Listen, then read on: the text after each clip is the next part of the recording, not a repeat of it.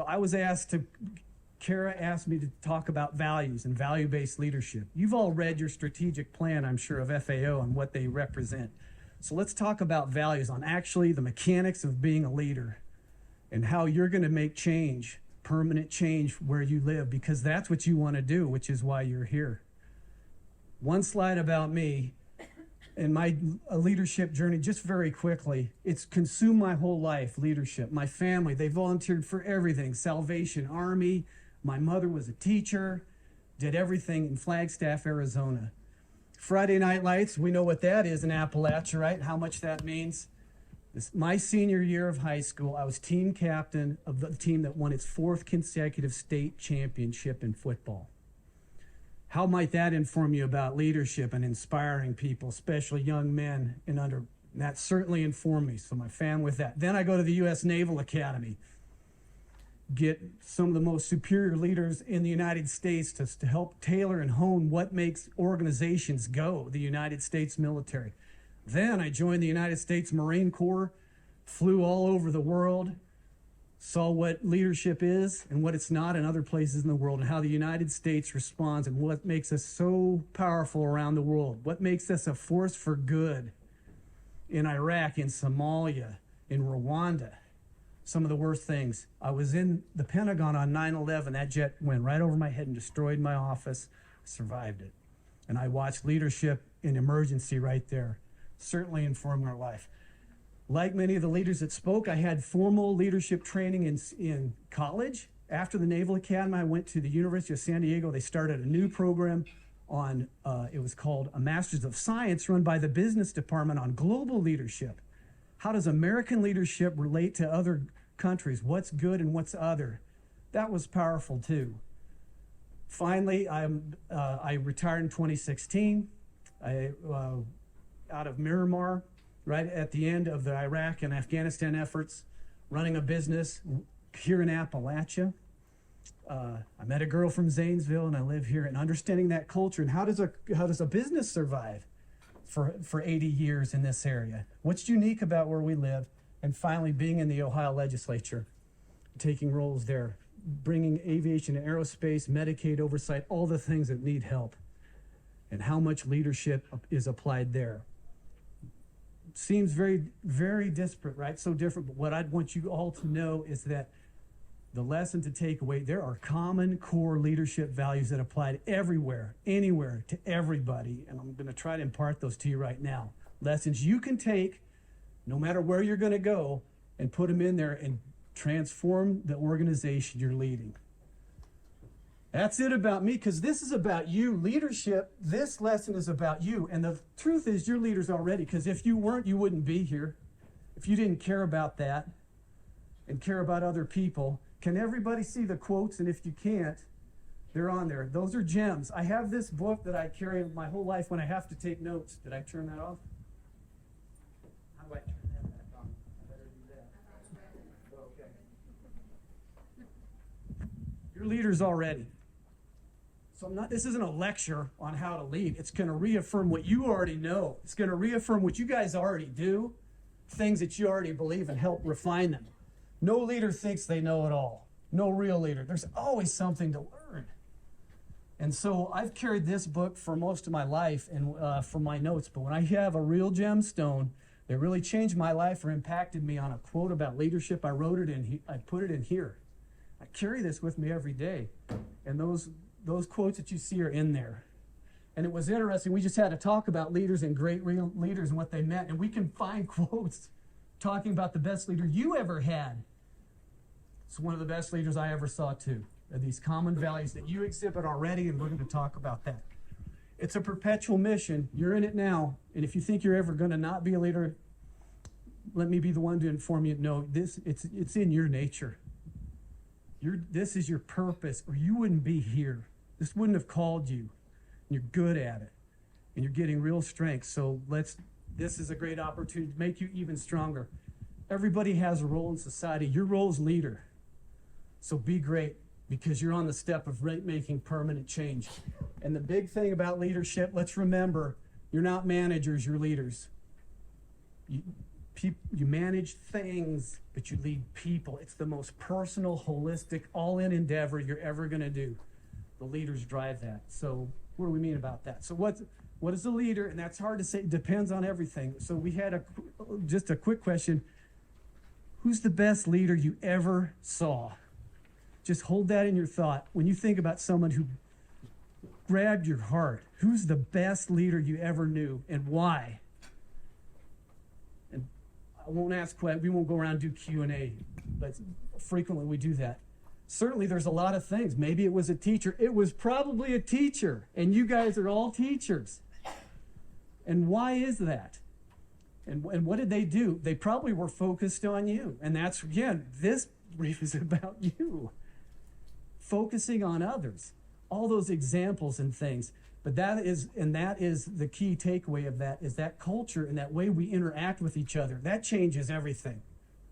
And you might have a great business plan or school plan. It will be crushed if the culture's not right. And the leader drives the culture.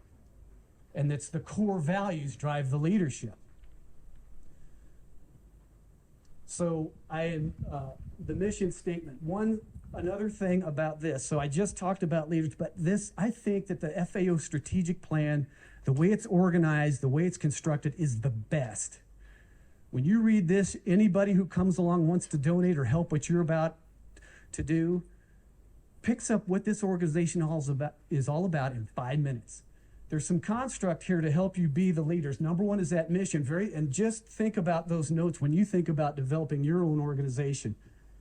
Mission, vision, what you're going to be, and the how you do it. But the number one thing the leader drives is the values. How? How do we act every day? How do we act every day? And you need that construct for this human endeavor that's going to wave depending on the emotions of the people you love. That's the standard that you can use right there. But you drive those values, because what the leader believes is what everyone else believes. It is the example of how to live every day. And pick up that mission statement. I really encourage that. Then when you have a question on what should we do relating to FAO issues, pick up your mission statement. It will tell you. And just assess it.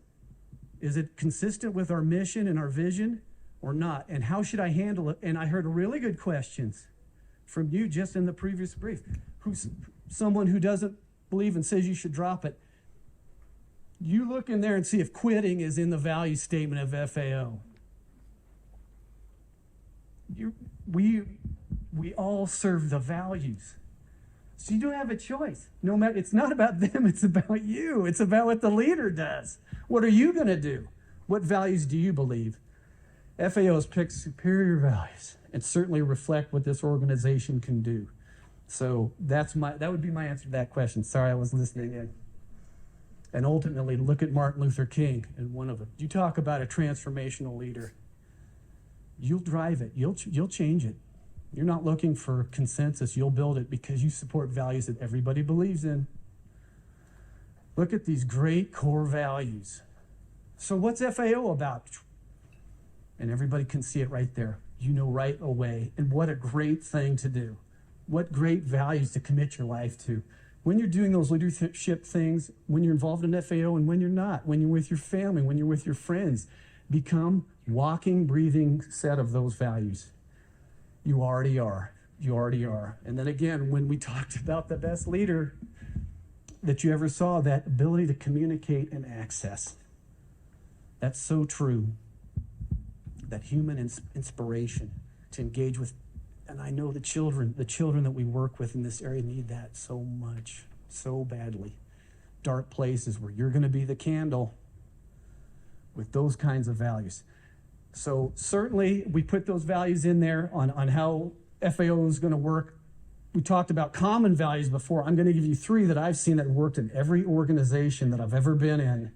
And we'll talk about how those reflect FAO. The first one is this one. All right, everyone, this is integrity. You are what you appear to be.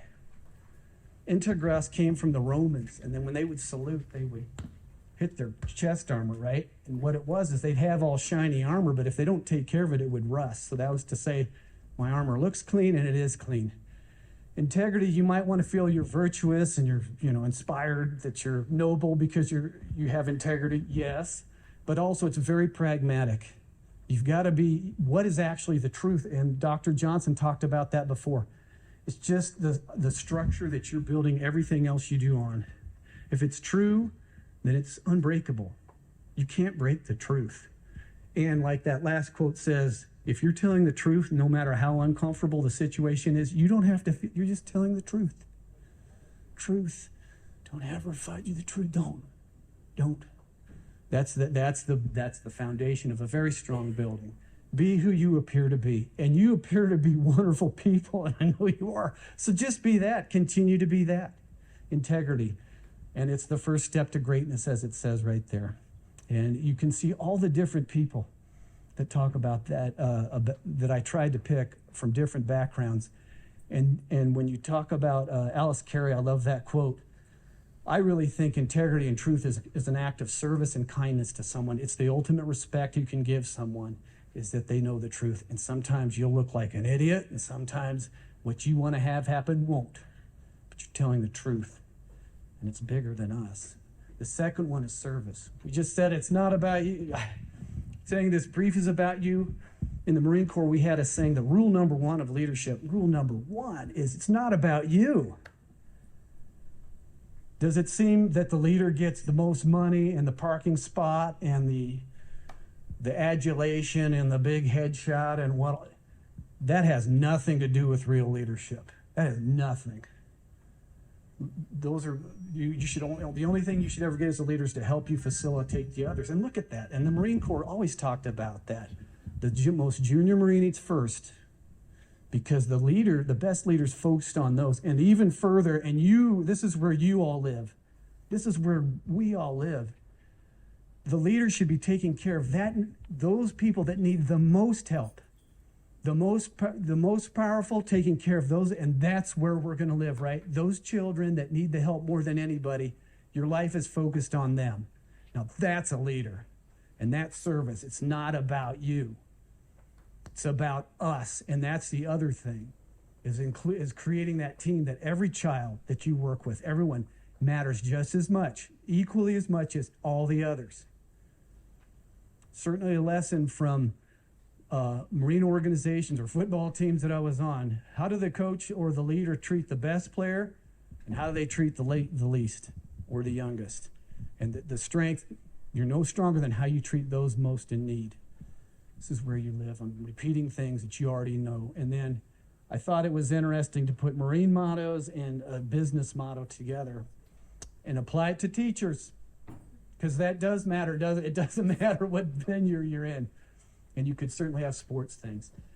The last one is energy.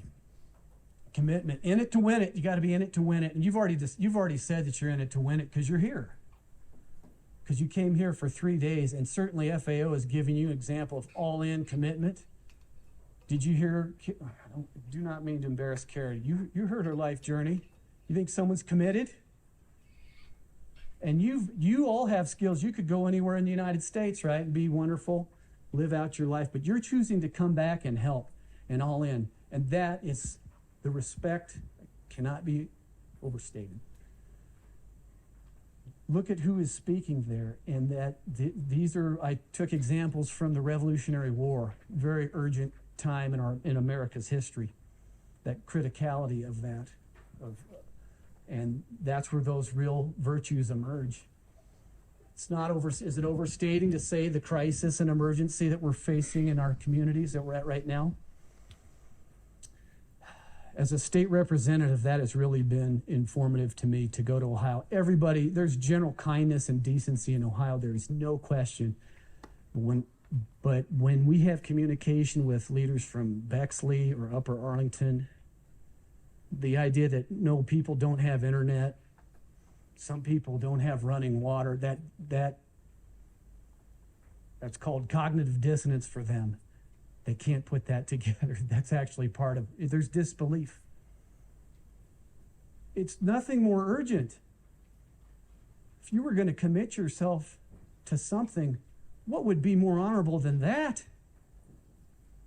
To go all in on that, to help lives like that. these lives that can be changed forever because of your presence, because of your action. Maybe just one would be great, but you can do hundreds. But it's not casual. That's another quote. There's no such thing as casual leadership. It doesn't work like that. No one will work harder than you as the leader. And if you really believe it, the urgency and the pressure like that, you got to go all in with everything you've got, all your skills. This program was set up under a tremendous amount of effort for you. Do you feel that spark? Does that motivate you to go all in? What a virtuous thing, what a great way to live. When you walk around thinking about who you are and inspiring and helping children like that. Michelle Tafoya, and I put that one in there, she worked at ESPN. She talked about how hard she had to work to become one of their leading sportscasters and the joy of that. Also, how many people she helped on her journey. That's a pretty powerful leader right there. Commitment. And to win it, remember that one, all in. If you're going to be a real leader, you got to be all in. Because everybody's watching. And then along with that, so those are the three core ones. Think of how those relate. I wrote those before I really looked at the FAO values. And I was impressed with how much those relate and are together. Let me add a little bit about the FAO core values and what they pick, specifically talking about the climate and culture here and the people and what you do. Gratitude.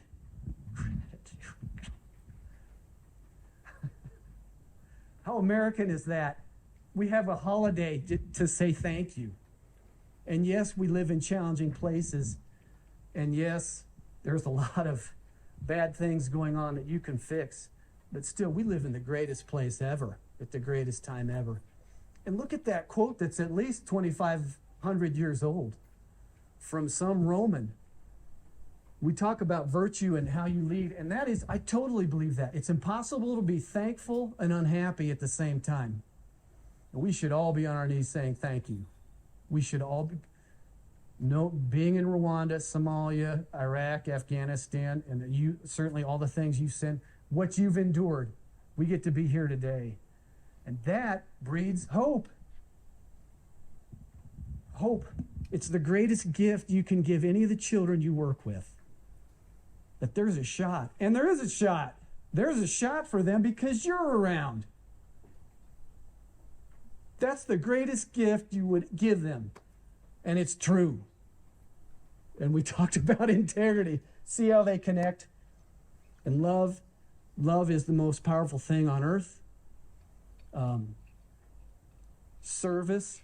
What's the difference between service and love? And that's why I put that quote in there. When you think about that, it's really the same thing. How much are you willing to serve someone? How much do you love people? It's the same thing. It's not about you, it's about others. And that great quote, No Zebras was a leadership group that came through the Marine Corps. Selfish things will end, but when you give, it lasts forever. Lasts forever. One candle can light 1,000 candles, right, and stay lit. That's you guys.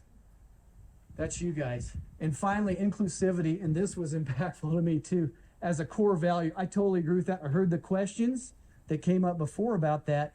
I heard that from Amy Grant, that quote, just last week. She's got a real vision. She's got a real understanding of Appalachia, and it's the truth. So we're not just quickly talking about LGBTQ or any other, and I work in urban Cleveland. I'm on the Black Maternal Health Caucus. And I work with a lot of folks from urban Cleveland and Cincinnati because it's the same thing. And I just thought that's so powerful. There's always a community that we can join and impart these great values that are common to any humans into any area of need. So that's been a real blessing for me to be in that group, to join Medicaid that I knew that I was unfamiliar with. I'm on the Commission for Fatherhood, Forever Dads, LifeWise Academy. There's need everywhere, food scarcity, broadband internet, but again, these common values. Anyway, I encourage you all to look at those value systems, to look at your strategic plan again, and Start tailing yourself, thinking in those terms. That's not just that, but I do believe for what you've committed to, you're 100% on the money on what makes great things happen. Okay, so that's all. What I put up here is just a cloud, right, of those values that are published and overt and from me, and then also from FAO that are in there. It's also great, and this is another thing that leaders do, is make yourself self-accountable by publishing them. Say, this is what we stand for, and you can be challenging on that. Okay, do you mean it? And then hold each other accountable. It's a great way to assess what you believe and what you don't by just holding them up there. And see those, but how, and can you rack and stack them? It's hard to do. One thing to also mention is, certainly you've heard a lot of leadership programs, a TED Talk or something, the 10 best things to be a leader. 1, 2, 3. That's nice organization, but it doesn't really work like that. Humans are so dynamic in the emotions and situations, so it flows around something like that. So it kind of blurs. But I would say one thing, and that's that next slide right there. For all you Appalachians, I'm not preaching on Sunday, but if you know this culture and that role in our society, think of all those leadership traits, those values that we put there. Are they not 100% consistent with that message? That's why that's lasted for 2,000 years. And it's not a judgment. Is it true or not? Is that what, are those values make life better for people or not? Again, from my experiences around the world, some of the darkest places ever, the answer is undoubtedly yes. And if you reflect those values, you can change things for the better. And you can be message for that. And certainly where you live, that idea is going to resonate with the people you work with. You don't have to preach. You just have to be. You just have to be. And that's powerful too. All right, enough of that. In summary, this is so, these things come up to me and I obsess over it. My whole life has been about leadership. Look at a leader from 25 to 3,000 years ago, and look at someone who's down at Dollywood right now. Talk about an Appalachian leader. Talk about somebody who truly understands how to get to the heart and what's really going on, and has integrity, a servant's heart, and was all in. Has given so much to this area. They're saying the same thing. They're saying the exact same thing. So think about that leadership role, and that if quotes are great, but you're all good enough leaders, you probably have your quotes of your own that you can put in and add, and they will matter, and put them in the venue that you're at. And that there are smart people, tremendous leaders around you. You're encircled by them, and it doesn't have to be out of books. It can be on the grind daily life, and you are that, and you're growing to be that right now, and you're on your way. You're on a what a journey, what an opportunity. Don't let it go. Don't let this go. No one gets this kind of leadership infusion, this kind of service to you guys. But building a culture, right, to reestablish a culture in Appalachia that flips the board. It can be done. With people like you, it can be done. All right. Oops. I need that last one. How does that work? Okay. Finally, 2 quotes from me, and that they're great. Okay, these are 2 quotes that have really impacted me over my life. Number 1 is, all good people ever want is to be part of a great team and to serve something bigger than themselves. That's held true everywhere I've been my entire life. Guys, that defines you. That describes this. You are on a great team. FAO has made impact already and is moving up and getting bigger and growing. They're on the pulse of the way to the light. It's this group, and you're the next wave. And it's serving something bigger than all of us. And that's the thing about values, is nobody owns values. They're bigger than the biggest leader.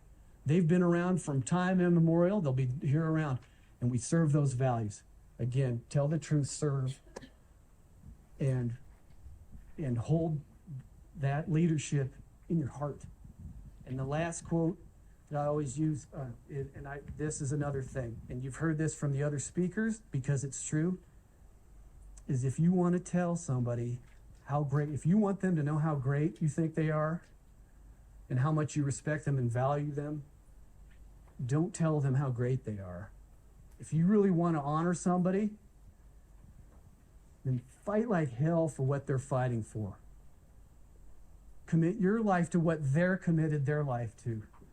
Do everything you can to perpetuate the goals that they are seeking. And with that, Kara, FAO, I'm honored to help you guys. Tell me where to go, and I'll help, and all you guys. Anytime you need anything, you're on the right path. You're what makes life better, what you're doing for everybody, for everybody. Thank you for giving me gratitude and hope and love and integrity. Thanks for what you do. 15 minutes for questions. Thank you.